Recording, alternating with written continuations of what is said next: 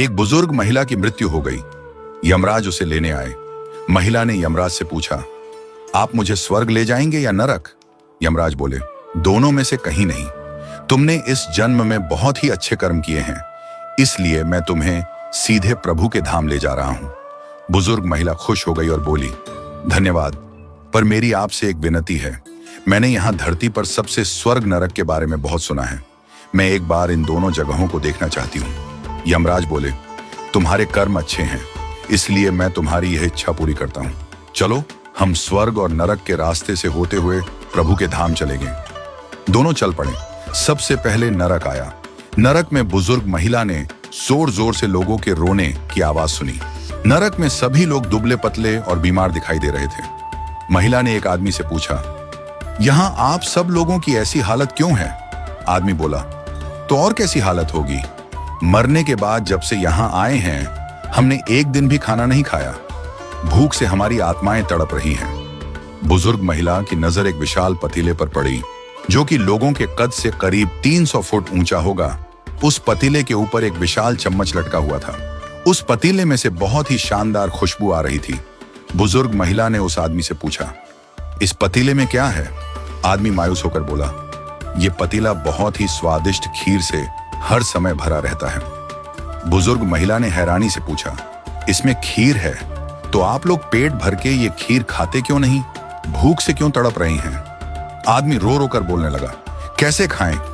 ये पतीला 300 फीट ऊंचा है।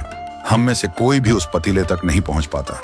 बुजुर्ग महिला को उन पर तरस आ गया और सोचने लगी, बेचारे खीर का पतीला होते हुए भी भूख से बेहाल हैं। शायद ईश्वर ने इन्हें यही दंड दिया होगा। यमराज बुजुर्ग महिला से बोले, चलो, हमें देर हो रही है। दोनों चल पड़े। कुछ दूर चलने पर स्वर्ग आया। वहां पर बुजुर्ग महिला को सबकी हंसने खिलखिलाने की आवाज सुनाई दी। सब लोग बहुत खुश दिखाई दे रहे थे। उनको खुश देखकर बुजुर्ग महिला भी बहुत खुश हो गई। पर वहां स्वर्ग में भी बुजुर्ग महिला की नजर वैसे ही 300 फुट ऊंचे पतीले पर पड़ी जैसा नरक में था। उसके ऊपर भी वैसा ही चम्मच लटका हुआ था। बुजुर्ग महिला ने वहां लोगों से पूछा, इस पतीले में क्या है? स्वर्ग के लोग बोले, इसमें बहुत स्वादिष्ट खीर है। बुजुर्ग महिला हैरान हो गई। उनसे बोली, पर यह पतीला तो 300 फीट ऊंचा है। आप लोग तो इस तक पहुंच ही नहीं पाते होंगे। उस हिसाब से तो आप लोगों को खाना मिलता ही नहीं होगा। आप लोग भूख से बेहाल होंगे। पर मुझे तो आप सभी इतने खुश लग रहे हो, ऐसे कैसे? लोग बोले, हम तो सभी लोग इस पतीले में से पेट भर के खीर खाते हैं। महिला बोली, पर कैसे? पतीला तो बहुत ऊंचा है। लोग बोले, तो क्या हो गया, पतीला ऊंचा है तो? यहाँ पर कितने सारे पेड़ हैं। ईश्वर ने ये पेड़ पौधे, नदी, झरने हम मनुष्यों के उपयोग के लिए तो बनाए हैं। हमने इन पेड़ों की लकड़ियां ली, उसको काटा, फिर लकड़ियों के टुकड़ों को जोड़ के विशाल सीढ़ी का निर्माण किया।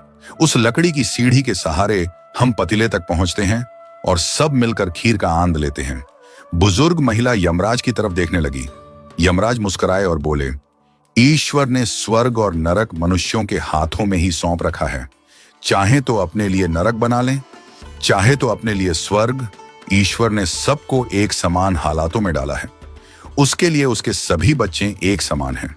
वो किसी से भेदभाव नहीं करते। वहां नरक में भी पेड़ पौधे सब थे, पर वो लोग खुद ही आलसी हैं। उन्हें खीर हाथ में चाहिए।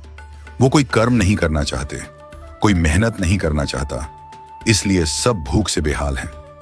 यही तो ईश्वर की बनाई इस दुनिया का नियम है।